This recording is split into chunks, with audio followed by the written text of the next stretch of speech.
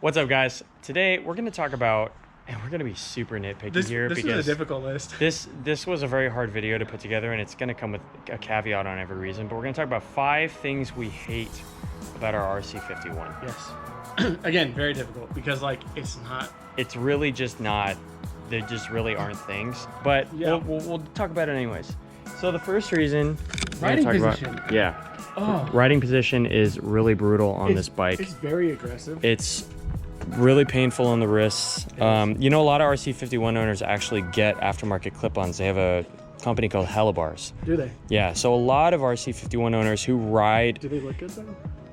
Well, basically it just raises the clip-on to like here.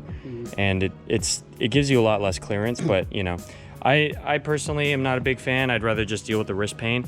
One thing I will say saved a lot of my wrist was the stomp grip, because over time I learned to squeeze the tank as I rode, and took a lot of weight off of the wrists and made it a lot easier. Well, and you actually lay a lot more on the tank on this bike. You do. Than I noticed with the 899. You really just like, and it's nice because the tank is very wide. Yeah. And you can just like literally lay on it. Yeah. So to draw a comparison, actually, the 899 clip-ons, and this is going to go into reason number 2, is the steering angle is just incredibly aggressive. Caveat on both of these: we understand that this is a race bike. Yes. This is a race motorcycle. It is. You know, we'll get into more of like what we understand, but if you compare the clip-ons, the 899 clip-ons, and you could argue, you know, 899 is a super mid. It has the same riding position as an 1199 Panigale. The clip-ons are a little bit wider angled and they're sit higher.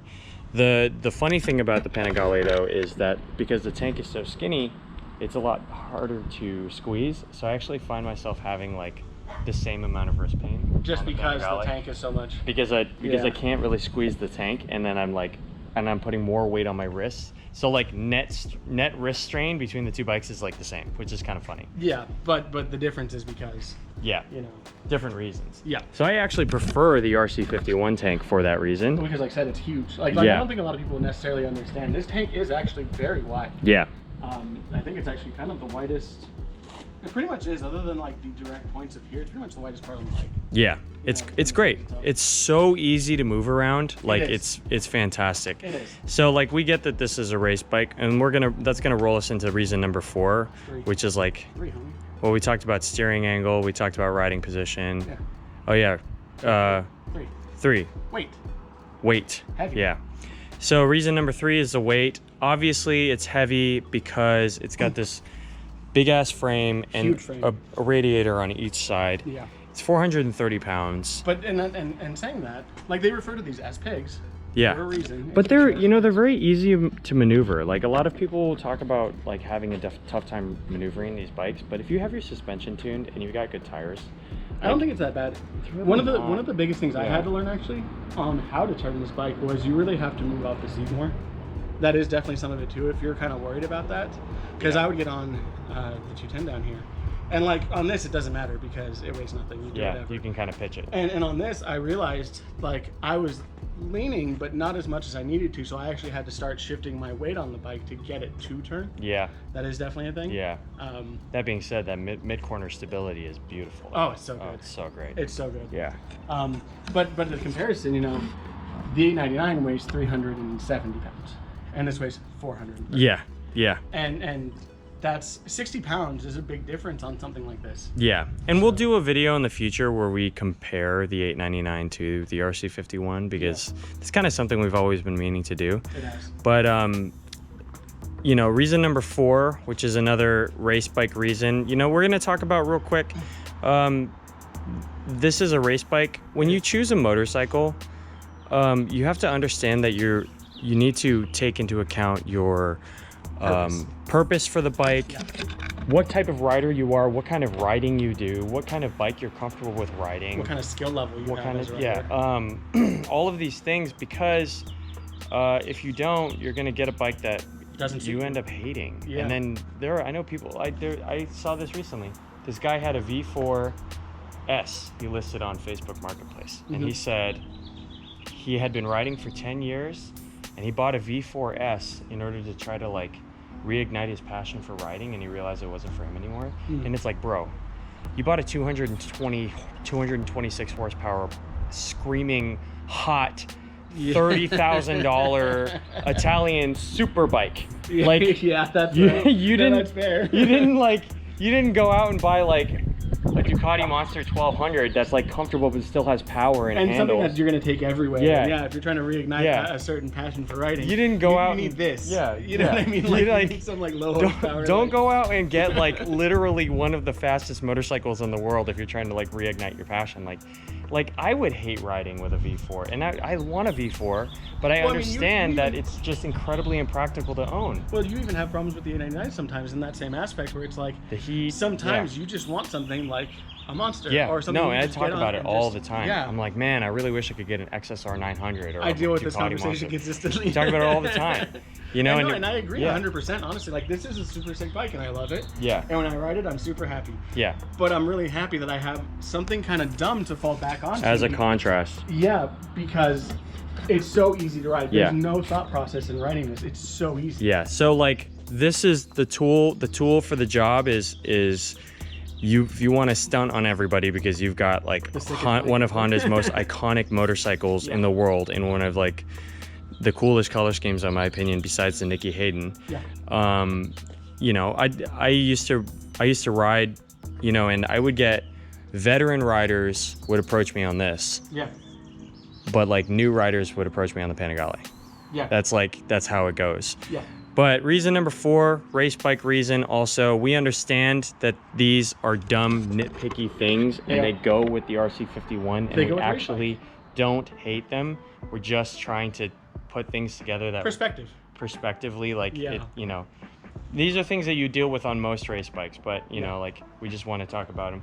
The heat is kind of atrocious sometimes. Yeah. If it's a hot day, real quick, actually, before that, the fans on this are reverse mount. Yes. Just to note that. So they push air, hot air through this way. Yes. And when you turn them on in full, because they do have a nice little switch there, they click them on in full. Yeah, it's pretty cool. We've got this, you guys check it out. We've got a little... That's a trick mod that the previous owner did. Yeah. I'm really happy with the execution on all the modifications on this bike. Yeah, but it does push all the hot air directly onto you when you're standing there in traffic and you're very upset because you're just dying. And if you're gear conscious like we are, it's very, very brutal. It becomes very sweltering. Yeah. You like your cooking. Yeah, it's a different kind of heat than the Panigale. Yes. Like, you don't get exhaust heat on the RC51. No. You really just don't. You just get engine heat blowing on you. It's funny because it feels like this kind of like orb of just like hot. Yeah. Kind of you're just like in a hot bubble. Yeah. Whereas on the Panigale, it's sheer searing heat coming off of the underside of the exhaust heat really, shield. Cooking, cooking. Yeah. So it's definitely a specific type of heat on this. Like I said, that kind of like weird heat orb that definitely surrounds you. Yeah. But it is hot. It is sweltering. Again, Southern California. It gets a little warm here.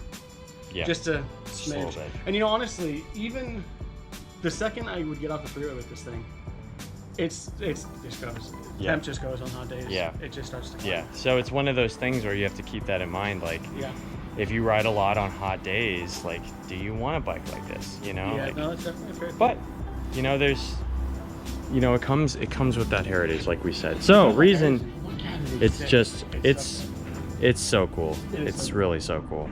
But reason number 5. It came with a rear seat. I don't know why. This thing is so ridiculous. It's just, honestly. Yeah, it's just. So if you don't know, we have this nice cover here. This normally sits here. Yep.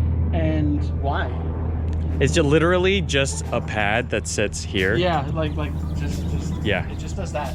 Yeah. Whatever. And like, it's just. It even looks stupid. I remember when you gave it to me. I put it on once. I'm like, that's what that looks like. Well, I'm never putting that back on. Yeah, basically.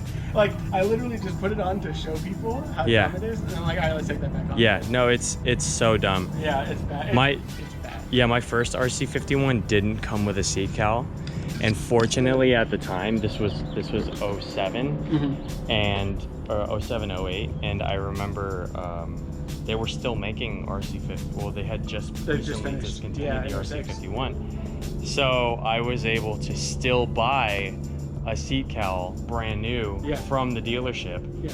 But it was like, it actually wasn't nice. It was like 75 bucks. That's not too bad actually. But yeah, that's pretty affordable. I went and bought one. Like it was like the first thing I did to that bike because it did not come with a seat cowl, and I was like, this is ridiculous. Yeah, that thing is. Yeah, it's hideous, and for a comfort comparison, my girlfriend's ridden on 3 bikes with me. Actually 4. She's ridden on a Buell in Philly. Yeah. So she's ridden on an SV650, a carbureted model of 2001. She's ridden on this RC51, and she's been on the back of my 899 Panigale. The most comfortable bike for her, surprisingly, is the 899 Panigale. Which is funny, you wouldn't think so, because actually this is pretty wide, which you would assume would be a little more comfortable. Yeah. The Panigale rear seat is pretty thin and very angled. It's the smallest seat of the 3. It is, yes. But she likes to ride the position the most. I don't know if it's mental because she knows she's on a Panigale versus like the alien SV650S or like the... I mean, she liked riding on this, but also like we would go to Angeles Crest and she'd be like, stop going so fast. You know, it's funny because like you look at the height difference too between the 2 seats, and like it's substantial. It's actually less substantial. That's another thing. It's a less substantial height difference on the Panigale. Yeah, and I think that probably has something to do with it for sure. Yeah, yeah. And actually, I remember the 6th thing here that I'm gonna throw at you. Yeah. The rear brake master cylinder is a nightmare to get to. It's in. You see this nice little inspection hole? It's in there. Yeah. And trying to get to it and fill it and do anything on it is not fun. Yeah, it's in there. Yeah. You can touch it. You have to pop the rear protector and get in there. Yep. Be sad that you're messing with it. Yeah, and that's also a very true one. But race bike reasons, I guess. But wouldn't you want to like have an easily accessible rear master cylinder on a race bike? The front's very accessible, which is useful because this thing is fluid. I'm sure if you had like some type of quick release kit, it wouldn't be terrible. But yeah, that's fair. Let us know what you guys thought of these reasons. And like I said, we definitely understand. It's a race bike. It's definitely a different animal. A lot of these things are just things you deal with when you ride a race bike on the street consistently. All that being said, like, it's pretty good still. I don't actually hate anything about the RC51. No, I really don't. It's such a fun bike. Except the seat. Except the passenger. Well, yeah, no. Except the passenger. The passenger seat. We hate the passenger seat. Yeah. I think that's fair. No, the passenger seat is actually legitimately awful. Everything else, God, what a sick Fantastic. Let us know what you guys think of the video. If you guys hate anything about your RC51s, by all means let us know, because perspective. If there's any RC51 content you guys want to see, because we haven't done a lot, let us know as well in the comments down below. Definitely. Give us some ideas. Yeah, if you like the video, please make sure to like, subscribe, ring the notification bell, and we'll see you in the next one. And we appreciate you guys.